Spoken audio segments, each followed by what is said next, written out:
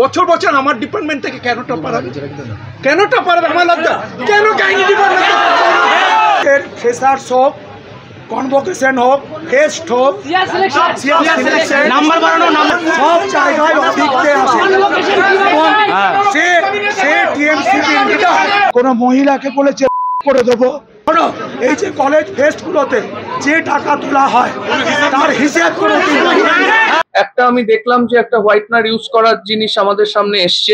তুমি এই 4 বছর কথা বলেছে, তুমি রাস্তাঘাটে বাজারে গিয়ে বলছে I am dean and student affair, আমি যা বলবো সেটাই হবে। বলনি যদি গিল্টি প্রমাণিত হয় নিশ্চয়ই থানায় এফআইআর হবে, 100 বার হবে।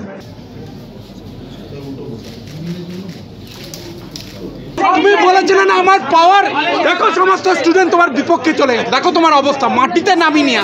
সুশান্ত রায়, অভিক দে, আরো এখানের কিসব প্রার্থী আছে, শাহিন সরকার, সোহম মন্ডল, আমি তাদেরকে পুরো চিনি না।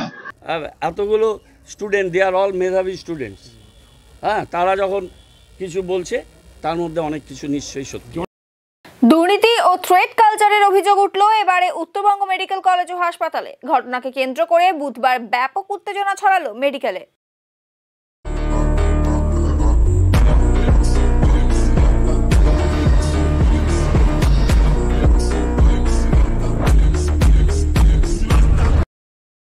এদিন ডিন ডক্টর সন্দীপ সেনগুপ্তকে ঘিরে বিক্ষোভ দেখালেন জুনিয়র চিকিৎসকেরা। জানা গিয়েছে বুধবার রোগী কল্যাণ সমিতির বৈঠকে গিয়েছিলেন চেয়ারম্যান গৌতম দেব। সেই সময় গৌতম দেবকে ঘিরেও বিক্ষোভ দেখান জুনিয়র চিকিৎসকেরা। পরে ডিন ডক্টর সন্দীপ সেনগুপ্তকে ঘিরে ধরে বিক্ষোভ দেখানো হয়। পাশাপাশি একাধিক দাবিতে স্মারকলিপিও প্রদান করে রেসিডেন্স ডক্টর অ্যাসোসিয়েশন। পড়ুয়া ও জুনিয়র চিকিৎসকদের অভিযোগ, নাম্বার বাড়িয়ে দেওয়া এবং পরীক্ষায় না বসেই পাশ করিয়ে দেওয়া সহ একাধিক দুর্নীতি হয়েছে উত্তরবঙ্গ মেডিকেল কলেজ ও হাসপাতালে। থ্রেট কালচারও চালু ছিল। কলেজের পড়ুয়াদের দেখে নেওয়ার হুমকি, এমনকি প্রাণে মারার হুমকিও পর্যন্ত দেওয়া হয়েছে বলে অভিযোগ। টিএমসিপি ইউনিটের নামে হুমকি ও তোলাবাজির অভিযোগ তুলেছেন জুনিয়র চিকিৎসকেরা। এই ঘটনায় উঠে এসেছে আরজিকর কাণ্ডে চর্চায় আসা এসএসকেএম হাসপাতালের পিজিটি অভিক দের নামও। শীঘ্রই এই বিষয়ে পুলিশে অভিযোগ দায়ের করা হবে বলে জানিয়েছেন পড়ুয়া ও জুনিয়র চিকিৎসকেরা। না, এটা তো ওরা এগ্রি করেছে মোরলে। ইউনিট তো একটা ছাত্র সংগঠন করে, ওরা বলতে চাইছে যে ইলেকটেড বডি নেই, সুতরাং ওদের যা বক্তব্যের নির্যাস ছাত্রদের যে ইলেকটেড বডি নেই যখন, তখন ইলেকটেড বডির কাজ নন ইলেকটেড সিলেক্টেড বডি করতে পারে না। প্রিন্সিপাল কোনো সিলেক্টেড বডি করেনি এবং কোনো ইলেকটেড বডি নেই, সেটা উনি জানিয়ে দিচ্ছে। এরা কোন তৃণমূলের প্রেসিডেন্ট সেক্রেটারি আমি জানি না, আমার আইডিয়া নেই, আই ডোন্ট নো। আমি শুনতে চাই না ওই ছেলেটির কথা, অভিক না কি হরিদাস পাল, আই ডোন্ট নো, সোজা কথা। এখানে ছাত্ররা, আমি 3 বার রোগী কল্যাণের চেয়ারম্যান, বহু বছর ধরে এখানে আছি। তো ওরা বলছে যে ওরা এটা কাউকে বলেনি, আমরা জানতাম না, আমার নলেজে নেই। পেপারে বেরোনোর পরে প্রথম দিন দেখা হয়েছে এবং তখনই আমি প্রিন্সিপালকে ফোন করেছিলাম যে এরকম বেরোচ্ছে, এগুলো কি, এটা একটু দেখুন, যদি সত্যি না হয় তাহলে আপনি আপনার বক্তব্য ডিপার্টমেন্ট থেকে জানান। তখন বলছে না, কারেন্ট স্টুডেন্টরা তো সব এরা ঠিকঠাক মতো পরীক্ষা দেয়, এবং তাহলে সেটা জানান। আর এটা আমি জানি না কোন পরীক্ষায় হয়েছে, কী হয়েছে, এটা এখনই বললে আমি কীভাবে বলবো? এটা তো আমি তো রুগী কল্যাণের চেয়ারম্যান, আমি তো রুগী কল্যাণে মিটিং করতে এসেছি, এটা কোনোটাই আমার কাজ না। যেহেতু স্টুডেন্টদের সাথে আমার একটা সম্পর্ক আছে সব সময়। সে স্টুডেন্ট আমার পরিচিত হতে পারে, নাও পরিচিত হতে পারে, কিন্তু I love all the students community. ওরাও আমাকে ভালোবাসে, যার জন্য ওরা আমাকে বললো যে আপনি বাইরে যেতে পারেন। ওদেরকে নাম্বার দিয়েছি, ওরা বললে আমি আবার আসবো। এটা ওরা এখন বলছে এবং অনেকগুলো অভিযোগ দিয়েছে, সেই অভিযোগ নিশ্চয়ই প্রিন্সিপাল দেখবেন। হোস্টেল নিয়ে আজকে আমরা মিটিং করলাম, হোস্টেল অ্যাটপার হয়ে যাবে। হ্যাঁ, এবং হোস্টেলে যেগুলো কোন রুমে কে, এগুলো যারা ডিন স্টুডেন্ট অ্যাফেয়ার্স বা সুপার থাকে হোস্টেলে, তারাই সাধারণত করে, আমরা তো তাই দেখেছি। না, সেটা তো আজকে প্রথম শুনলাম, সেটা নিয়ে তো উনি বলেছেন যে এনকোয়ারি করে খতিয়ে দেখবেন। আমি এখানে ডিন নেই, আমি ডিনের কথা বলতে পারবো না, কিন্তু প্রিন্সিপালের নয় যে নেই, প্রিন্সিপাল এটা বলেছে। আমি একটা সামান্য আরকেএসের চেয়ারম্যান, আমাকে কেন বলছো ভাই? আমাকে কেউ আটকে রাখেনি, এটা কিন্তু একদম ভুল। ওরা আমার সাথে দেখা করার জন্য টাইম চেয়েছে, ঠিক আছে, কারো মাধ্যমে। আমি বললাম আমি মিটিং করে দেখা করব। আমি মিটিং করে ওদের সঙ্গে দেখা করেছি, ওরা আমার সঙ্গে যথেষ্ট ভদ্র ব্যবহার করেছে, আমিও ওদের রিপ্লাই করেছি, আমি ওদের নাম্বার দিয়েছি। আমার কর্পোরেশনে কতগুলো মিটিং আছে, আমি মিটিং করব, ওরা যদি আমাকে ফোন করে আমি আসবো। আমি কী আশ্বাস দিতে পারি? আমার হাতে তো কোনো অথরিটি নেই। আমার যেটা সত্যি ঘটনা মনে হচ্ছে আমি সেটাই বলেছি। না, আমি সেটা বলিনি। আমি বলেছি যে ইলেকটেড এখানে অথরাইজড কোনো ইউনিট নেই, সেটা যেটা ঘটনা সেটা আপনি জানিয়ে দিতে পারেন।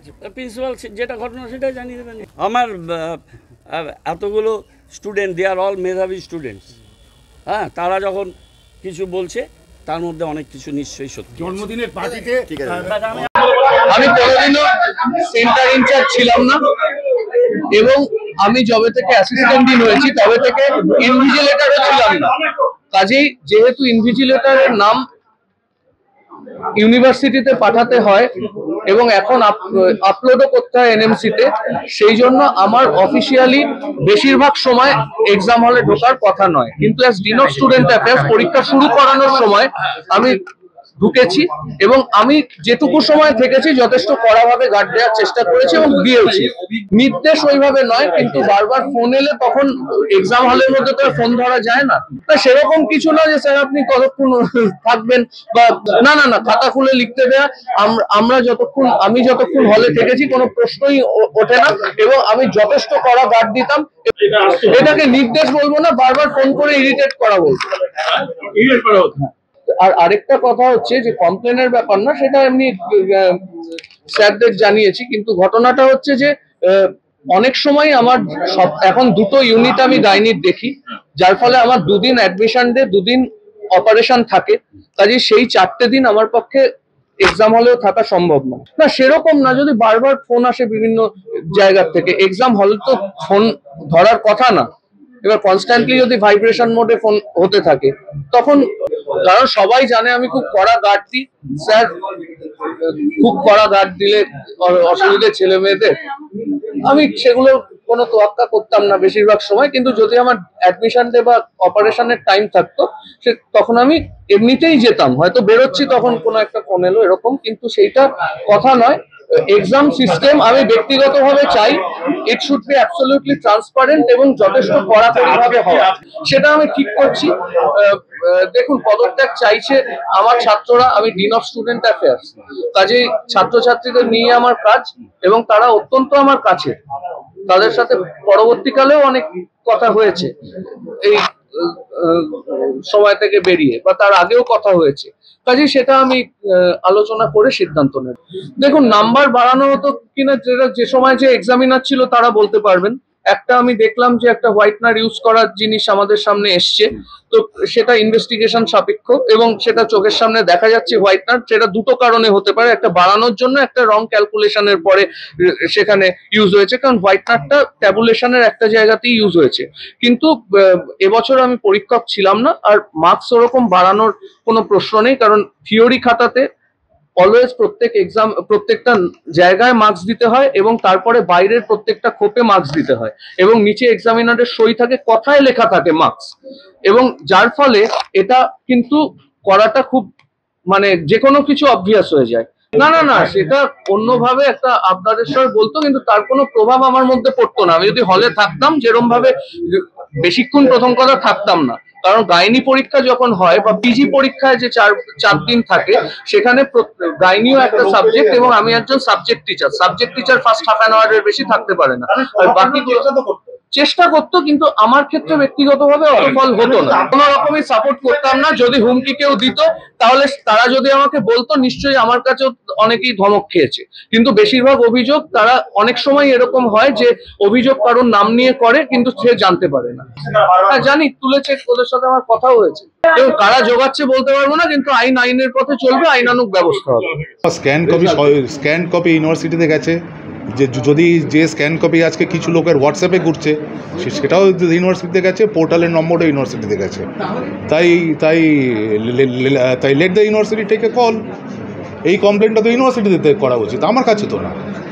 ঠিক আছে, আর 6 জন এক্সামিনার অভিযোগ জমা পড়েছে, সেগুলো তো আমি আজকেই সেগুলোকে আমার ঊর্ধ্বতন কর্তৃপক্ষের কাছে পাঠাবো এবং কি রেমিডিয়াল মেজার নেওয়া যায় সেগুলোও পাঠাবো। বেশ কিছু নামও জমা পড়েছে আমাদের কাছে যারা ইরেগুলারিটির সঙ্গে যুক্ত। আমরা সেই কোনো নাম আমরা কাটছাট করছি না। যাদের যাদের নামে কমপ্লেন জমা পড়েছে, যাদের যাদের নামে অ্যালিগেশন জমা পড়েছে, আমরা প্রত্যেকের নামে ইনক্লুড করব। কারো নাম আমরা বাদ দেবো না, আমরা কাউকে বাঁচাবো না। যদি গিল্টি প্রমাণিত হয় নিশ্চয়ই থানায় এফআইআর হবে, 100 বার হবে। অভিক এখানে যতবার পরীক্ষার হলে এসছে, ও আইদার ওয়েস্ট বেঙ্গল মেডিকেল কাউন্সিলের কী যেন বলে অবজারভার হয়ে এসছে, বা West Bengal university of health সায়েন্সের অবজারভার হয়ে এসছে। এবার ও কেন অবজারভার হয়ে এসছে সেটা যারা ওকে অবজারভার করে পাঠিয়েছে তারা এটা বলতে পারো। এটা আপনারা আমার ঘাড়ে দেবেন না, কারণ উনি আমার কর্মচারী নন। কনভোকেশন কারা করে? ফাইনাল ইয়ার স্টুডেন্টরা করে। তা আমি কি ফাইনাল ইয়ার স্টুডেন্ট? আমি কাউকে ইনভাইট করি না। আমি টিএমসিবি নিয়ে আমি কোনো কমেন্ট করব না, কারণ আমি টিএমসিবিতে আমি বিলং করি না। সেটা তদন্ত হবে, সেটা অত্যন্ত সিরিয়াস অ্যালিগেশন, সেটা তদন্ত হবে এবং আইন অনুযায়ী ব্যবস্থা হবে। ওরা তো এখনও লেখাটা ফাইনাল করতে পারলো না। ওরা লেখাটা ফাইনাল করে দিক, আমি এক্ষুনি ওদের সামনেই মেল করে দেবো। দেখুন, এটা শুধু নর্থ বেঙ্গল মেডিকেল কলেজের বিচ্ছিন্ন ঘটনা নয়। পশ্চিমবাংলার স্বাস্থ্যক্ষেত্রে মেডিকেল কলেজে সমস্ত ক্ষেত্রে যে দুর্বৃত্ত চক্র চলছে, সেখানে দুর্নীতির অভিযোগ আছে। সেখানে হচ্ছে যে পয়সা নিয়ে, টাকা পয়সা নিয়ে পাস ফেলের অভিযোগ আছে। সেখানে হচ্ছে যে যারা ওদের কথা শোনে না তাদেরকে চমকানো, ধমকানো, এমনকি আজকে আপনারা শুনলেন কারো বুক থেকে পেট চিরে দেবো, কোনো মহিলাকে বলেছে করে দেবো, এই ধরনের পর্যন্ত ধমকি, চমকি, থ্রেট সিন্ডিকেট যেটা ওরা বলছে ছাত্ররা, সেগুলো আছে। এবং আমরা মনে করি এই যে চক্রটা, এই দুর্বৃত্ত চক্র, এইটা হচ্ছে আরজি করের আমাদের মেয়েটির যে নারকীয় নৃশংসতার ভিতর দিয়ে তাকে হত্যা করা হয়েছে, এই দুর্বৃত্ত চক্রটাই এর সঙ্গে সরাসরিভাবে যুক্ত। আমরা সেই জন্যে শুধু এখানে না, সমস্ত মেডিকেল কলেজগুলিতে আমরা যাচ্ছি, যেখানে যেখানে থ্রেট কালচার সবচেয়ে বেশি। আমরা সেখানে ছাত্রদের সঙ্গে কথা বলছি, ছাত্ররা তাদের দাবি জানাচ্ছে, প্রতিবাদ জানাচ্ছে। আমরা তাদের সঙ্গে সহমর্মিতার আশ্বাস নিয়ে এসেছি। আপনাদের মিডিয়ার সামনে তো উনি স্বীকার করলেন, উনি পরীক্ষার হলে গার্ড দেওয়ার ব্যাপারে নাম বললেন, সাদা হোয়াইট এনার দিয়ে নাম্বার বাড়ানো কথা, কিন্তু ডিন নিজ মুখে স্বীকার করলেন। ওনারা তো পরিষ্কারভাবেই এই নামগুলি বললেন, যে নামগুলি আপনি বললেন এই নামগুলি বলেছেন। আমাদের প্যাথোলজি ডিপার্টমেন্টের মাননীয় হেড অফ দি ডিপার্টমেন্ট, তিনি সুশান্ত রায়ের নাম বলেছেন, যে তিনি জোর করে এখানে তাদের কনফারেন্স আটকে দিতে পারেন, এত বড় তিনি ক্ষমতাবান মানুষ। প্যাথোলজির হেড আপনাদের সামনে বলেছেন, গোপনে কিছু বলেন। ওই যে নামগুলো আমরা দীর্ঘদিন ধরে বলছিলাম, সুশান্ত রায়, অভিক দে, আরও এখানের কিছু প্রার্থী আছে, শাহিন সরকার, সোহম মণ্ডল, আমি তাদেরকে পুরো চিনি না, ছাত্ররা আরও পুরো লিস্টটা বলতে পারবে। সেই নামগুলি উঠে এসছে এবং এর সঙ্গে এই চক্রের সঙ্গে যুক্ত হচ্ছেন আমাদের ডিন, প্রিন্সিপাল, তার দায় এড়াতে পারেন না। এবং হচ্ছে আমাদের প্যাথোলজির ওই যে ডেমনস্ট্রেটর যিনি ছিলেন, এরা প্রত্যেকেই চক্রের সঙ্গে যুক্ত। এখন তাদের যদি বিবেক বলে কিছু থাকে, তাদের পদত্যাগ করা উচিত এবং তদন্তের মুখোমুখি হওয়া উচিত। তাদের প্রত্যেকে, এই প্রত্যেকটি নাম তদন্তের মুখোমুখি হওয়া।